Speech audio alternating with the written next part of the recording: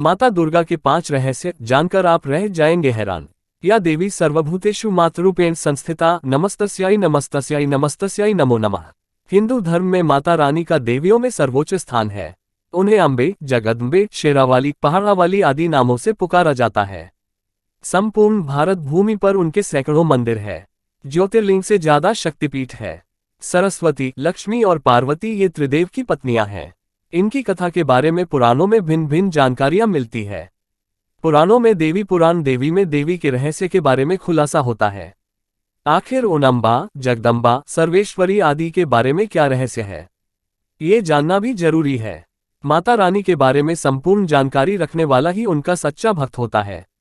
हालांकि यह भी सच है कि यहाँ इस लेख में उनके बारे में संपूर्ण जानकारी नहीं दी जा सकती, लेकिन हम इतना तो बता ही सकते हैं कि आपको क्या क्या जानना चाहिए। माता रानी कौन है? 1. अंबिका। शिवपुराण के अनुसार उस अविनाशी परब्रह्म काल ने कुछ काल के बाद द्वितीय की इच्छा प्रकट की। उसके भीतर एक से अनेक होने का संकल्प उदित हुआ। तब उस निराकार परमात्मा ने अपनी लीला शक्ति से आकार की कल्पना की, जो मूर्तिरहित परम ब्रह्म है। परम ब्रह्म अर्थात एकाक्षर ब्रह्म, परम अक्षर ब्रह्म, वह परम ब्रह्म भगवान सदाशिव है। एकांकी रहकर स्वेच्छा से सभी ओर विहार करने वाले उस सदाशिव ने अपने विग्रह शरीर से शक्ति की सृष्टि की, जो उनके अपने श्रेयंग से कभी अलग होने वाली नहीं थी।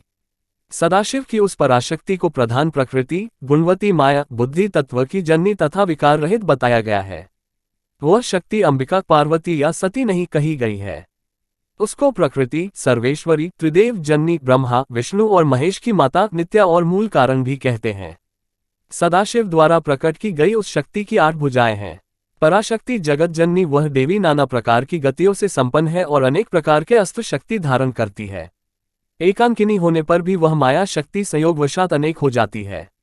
उस कालरूप सदाशिव की अर्धांगिनी है ये शक्ति, जिसे जगदम्बा भी कहते हैं। 2. देवी दुर्गा। हिरण्याक्ष के वंश में उत्पन्न एक महाशक्तिशाली दैत्य हुआ, जो रुरु का पुत्र था, जिसका नाम दुर्गमासुर था। दुर्गमासुर से सभी देवता त्रस्त हो चले थे।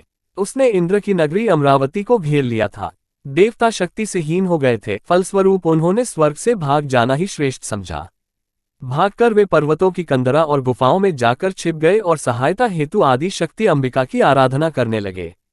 देवी ने प्रकट होकर देवताओं को निर्भीक हो जाने का आशीर्वाद दिया। एक दूत ने दुर्गमासुर को ये सभी गाथा बताई और देवताओं की रक्षक के अवतार लेने की बात कही। तत्क्षण ही दुर्गमासुर क्रोधित होकर अपने समस्त अस्त्र शस्त्र और अपनी सेना को साथ ले युद्ध के लिए चल पड़ा।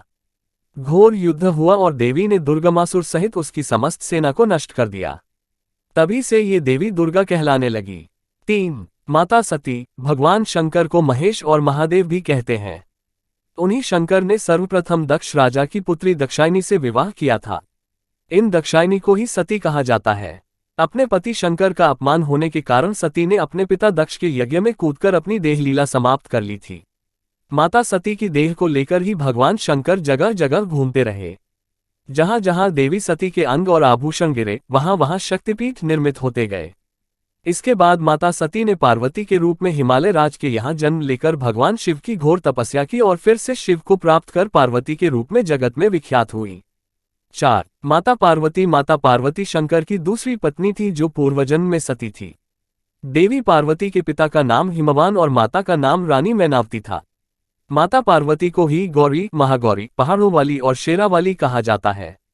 माता पार्वती को भी दुर्गा स्वरूपा माना गया है, लेकिन वे दुर्गा नहीं है।